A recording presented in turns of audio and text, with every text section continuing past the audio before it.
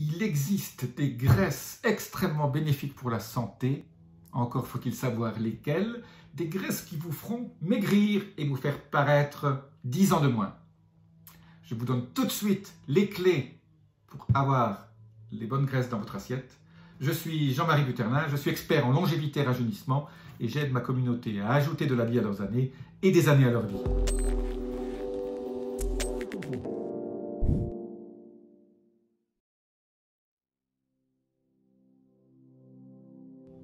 Alors, il existe en gros deux types de graisses dans votre alimentation. On parle beaucoup d'une alimentation à fort taux de graisse, et c'est vrai que je suis plutôt favorable à augmenter les graisses, le pourcentage de graisse dans l'alimentation et à diminuer le taux de féculents et de sucre. Alors, ces deux types de graisses, ce sont les poly ou monoinsaturés et les saturés. En gros, un régime idéal, pour moi, c'est un régime, disons, un régime alimentaire qui n'est pas un régime, c'est-à-dire une diète classique. Vous faites 4 choses. Vous mangez 100 g de protéines, 80 si vous êtes petit. Je dis toujours 1 g de protéines par kilo de poids. Donc en gros 80-100 g par jour de protéines, de bonnes protéines. Et là je dis bien de bonnes protéines.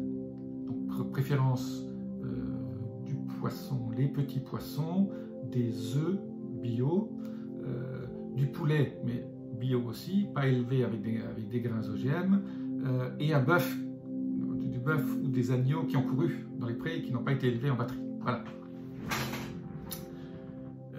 Ça, c'est la deuxième chose. Donc, des graisses saturées, on va voir tout de suite lesquelles. 80-100 g de protéines, jeûne intermittent 5 jours par semaine. Alors, on a parlé du jeûne intermittent, je vous laisse ici exactement comment faire. Et vous évitez les fameux légumes à lectine. Et je répète ce que c'est que les légumes à lectine. Lectine, c'est ce pesticide que ces légumes fabriquent pour éviter de se faire manger par les animaux.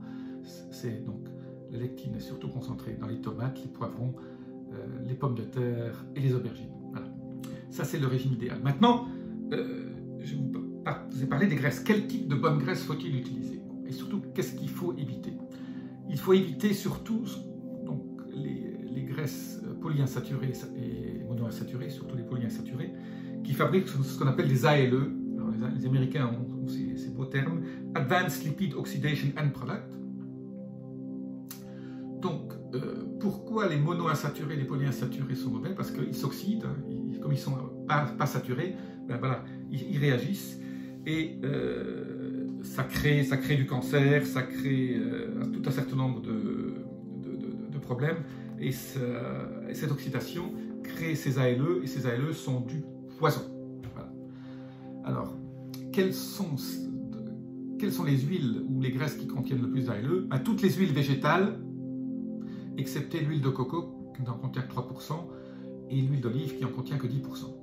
Donc tout ce qui est huile canola, tout ce qui est les autres huiles, tournesol, etc., pas bon.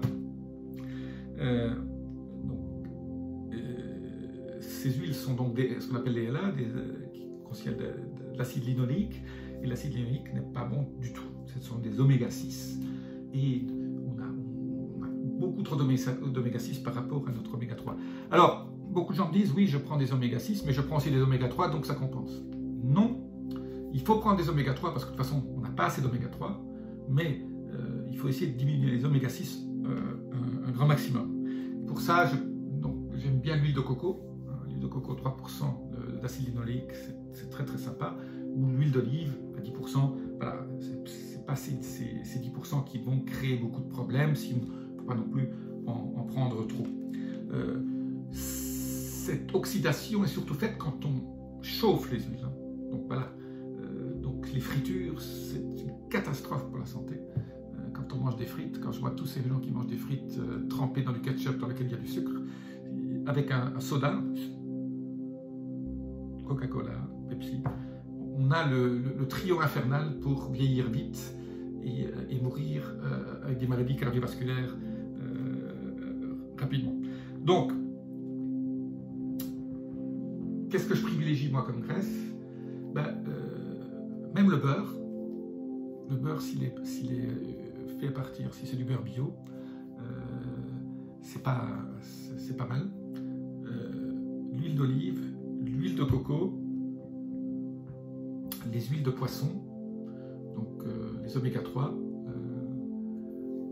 l'huile de lin, très sympa, l'huile de lin très riche en oméga 3, et le krill, donc les extraits d'huile de crevette, oméga krill. Je vous laisse un petit lien là en dessous pour vous dire lequel j'utilise. C'est extraordinaire. Quand votre rapport oméga 3 sur oméga 6 s'approche de 1 à 1, c'est-à-dire que vous avez autant d'oméga 3 qu'oméga 6, là, votre profil lipidique change. Si votre médecin est d'accord pour vous faire un profil lipidique, je ne sais pas si c'est remboursé, essayez de faire un profil lipidique qui vous permettra de regarder vos différents taux. Votre profil lipidique vous dira beaucoup sur où vous en êtes de votre alimentation. Alors, dans le profil lipidique, il y a le cholestérol.